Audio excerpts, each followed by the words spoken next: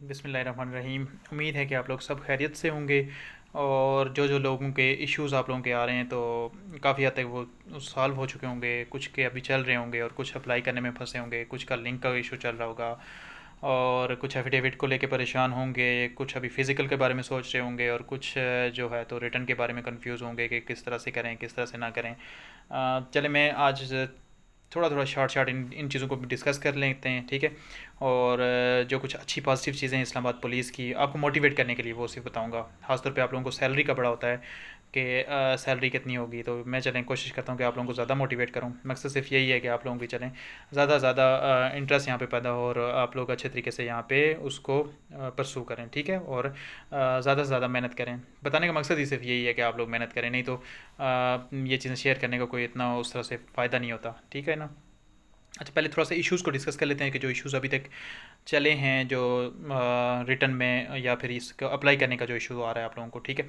सबसे पहले जो मेन इशू आप लोगों ने गलती की है, एफिडेविट को, वो फॉर्मेट को आपने एफिडेविट समझ के तो वो फिल कर दिया और उसी को आप लोगों ने एकदम से अपलोड भी कर दिया है, ठीक है।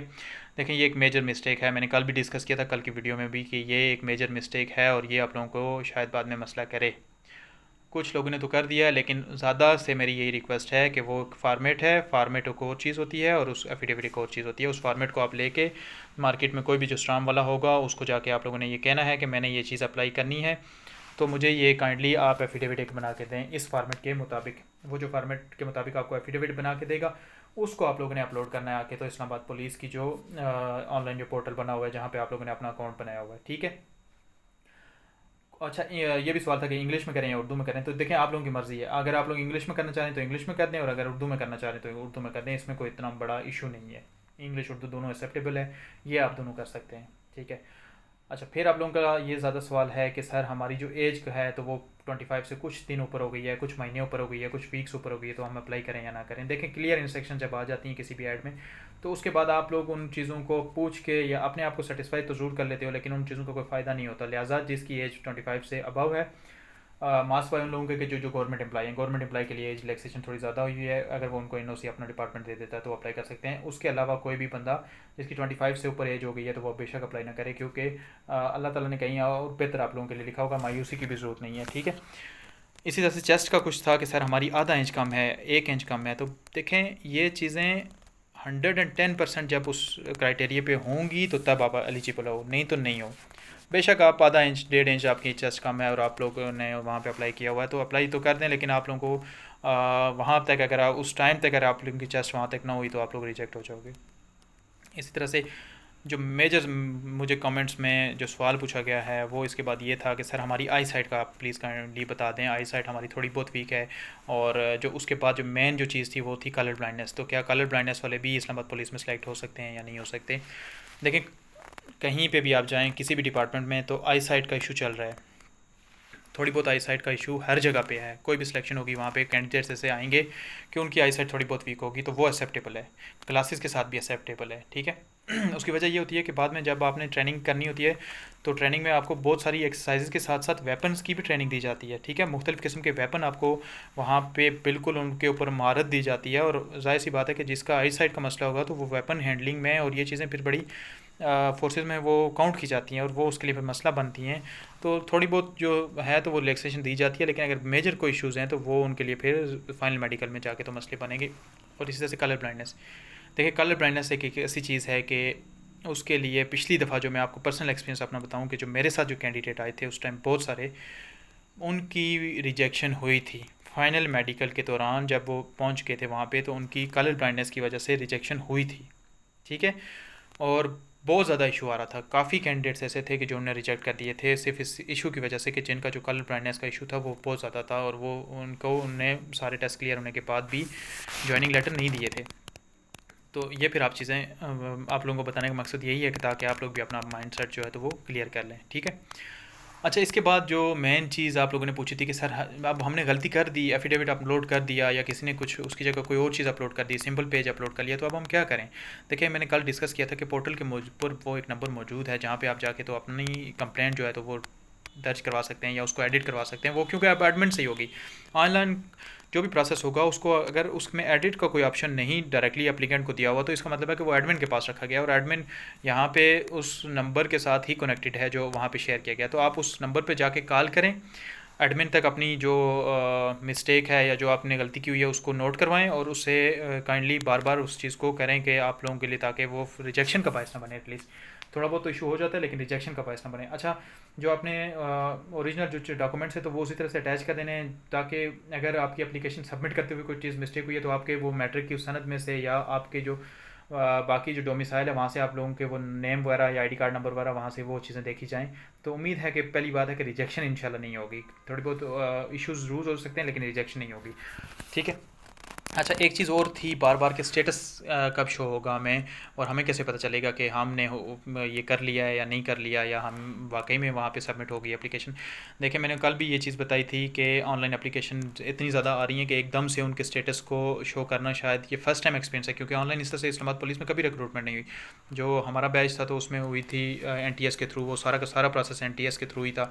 अब आपको पता है कि NTS कितना एक्टिव एक एजेंसी है जो कि टेस्ट कंडक्ट करवाती है, उसके पास तो सारे अच्छे से इस तरह से वो चीज़ें मौजूद होती है। लेकिन कोई भी डिपार्टमेंट जब फर्स्ट टाइम ये चीज़ें कर रहा होता है तो उनको भी उन चीज़ों का इतना एक्सपीरियंस नहीं होता, तो उनमें मिस्टेक की जो गुंजाइश तो वो बहुत ज़्यादा होती है।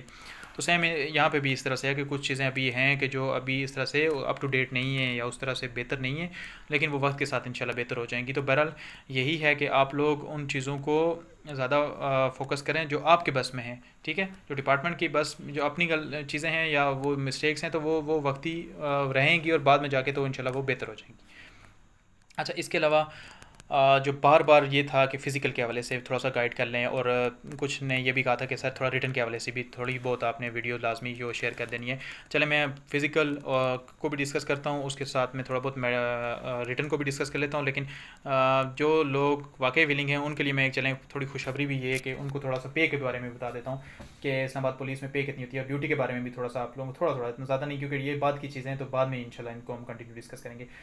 देखिए, फ़िज़िकल के बारे में वही है कि बहुत ज़्यादा जो है तो मुश्किल फ़िज़िकल है इस दफ़ा। ठीक है, तो मेहरबानी करें, कोशिश करें कि सुबह शाम रनिंग आप ही से स्टार्ट कर दें, मैक्सिमम टाइम रनिंग करें। जितना आप लोगों का स्टेमिना है ना उसको बढ़ाएं, उसको इतना बढ़ा दें कि 10 मिनट की रनिंग आप जाके वहाँ पे कर लें। ठीक है, वो फिर यही है कि ग्राउंड में जाएंगे, निकलेंगे, वीडियो को देखने के बाद करना आपने है, अभी से उठें, जाएँ जाके ग्राउंड में रनिंग करें और जाके तो अपना स्टेमिना को बढ़ाएं, नहीं तो आप लोगों के लिए बहुत ज़्यादा मसला हो जाएगा।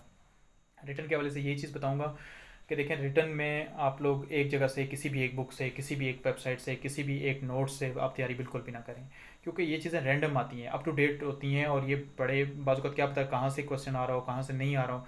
तो हम अगर स्टीरियो माइंड होके तो एक दो बुक्स पे ही फोकस करेंगे तो क्या होगा कि हमारी तैयारी, क्या पता उस बुक में से एक क्वेश्चन भी ना आए, फिर वहाँ पे जाके फिर मसले बनेंगे। तो इसलिए बेहतर यह है कि आप 3-4 बुक्स कंसर्न कर लें, कोई भी अपनी मर्ज़ी की बुक, कोई भी। मैं मतलब मैं आपको नाम बता दूंगा, आप देखेंगे ना अभी इस्लामाबाद पुलिस की जो वैकेंसी आई हुई है तो मार्केट में ऐसी ऐसी बुक्स आ जाएंगी कि इस्लामाबाद पुलिस के कांस्टेबल की तैयारी के लिए मुकम्मल बुक, इस्लामाबाद पुलिस में ज्वाइनिंग के लिए 100% तैयारी के लिए बुक। तो ये सब मतलब आप कहें ना कि ये फजूलियात या कैंडिडेट्स को वो उस तरफ मुतवज्जो करने के लिए वो उनके वो जो कवर है ना फ्रंट वाले वो चेंज किए जाते हैं। कोई भी 2-3 बुक उठाएं, उनके अंदर जो मटेरियल होगा 19-20 का उसका फ़र्क होगा, चाहे बाहर उसने इस्लामाबाद पुलिस लिखा हो, फोर्सेस कोई भी फोर्सेस लिखी हो। तो ये सब चीज़ें आप लोगों को वो उसके लिए होती हैं। बहरहाल मैंने कुछ चीज़ें आप लोगों के साथ शेयर की थी, आप वहाँ से तैयारी करें और अच्छे तरीके से तैयारी करें ताकि आप लोगों की तैयारी बेहतर से बेहतर हो जाए।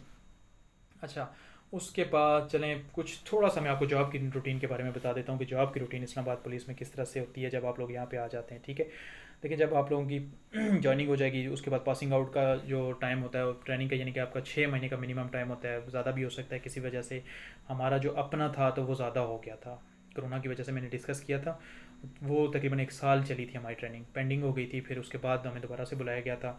उस दौरान हम मुख्तलिफ़ किस्म की ड्यूटियाँ जो थी तो वो कर रहे थे। ठीक है, तो आप लोगों को भी 6 माह कम से कम ट्रेनिंग होगी, ट्रेनिंग के बाद आप लोग पास आउट हो जाएंगे, फिर मुख्तलिफ इस्लामाबाद के जो डिवीजन्स हैं वहाँ पे आप लोगों की पोस्टिंग हो जाएगी। कुछ ऑपरेशन यानी कि थाना जात में चले जाएंगे, कुछ सिक्योरिटी डिवीजन जिसमें सुप्रीम कोर्ट, पार्लियामेंट हाउसेस, जो प्राइम मिनिस्टर्स हैं या जो जजेस हैं आला अदलिया के, ठीक है, उनकी सिक्योरिटी के ऊपर आप लोग चले जाएंगे। और कुछ लोग मुख्तलिफ जो हमारे सेंटर्स बने हुए हैं वहाँ पर चले जाएंगे। इस तरह से हेड क्वार्टर के अंदर मुख्तलिफ किस्म की ड्यूटीज़ होती हैं तो वहाँ पर आप लोग चले जाएंगे।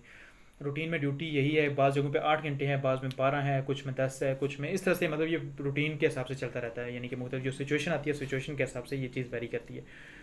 और जो पे है, इस्लामाबाद पुलिस का कांस्टेबल जो 2019 में भर्ती हुए थे, ठीक है, वो अब भी ले रहे हैं तकरीबन 50+ ले रहे हैं, ठीक है ना। तो इसलिए पे के हवाले से कोई आप लोगों को इशू नहीं होगा इंशाल्लाह। यहाँ पे बहुत अच्छी है इस्लामाबाद पुलिस की, और बहुत ज़्यादा फैसिलिटीज़ हैं जो कि आप लोगों के साथ मज़ीद में डिस्कस करूँगा, लेकिन अभी उन चीज़ों का इसलिए फ़ायदा नहीं है कि अभी आप अप्लाई करने के प्रोसेस में, और अभी इससे मैं इन चीज़ों की तरफ आऊँगा तो आप लोग भी शायद तंग हो जाएँ।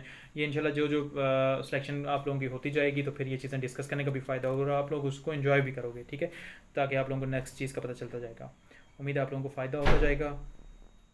कमेंट करते रहना जो जो आपका इश्यूज़ होगा, ताकि उसको हम सॉल्व करें और उसको डिस्कस करते रहें।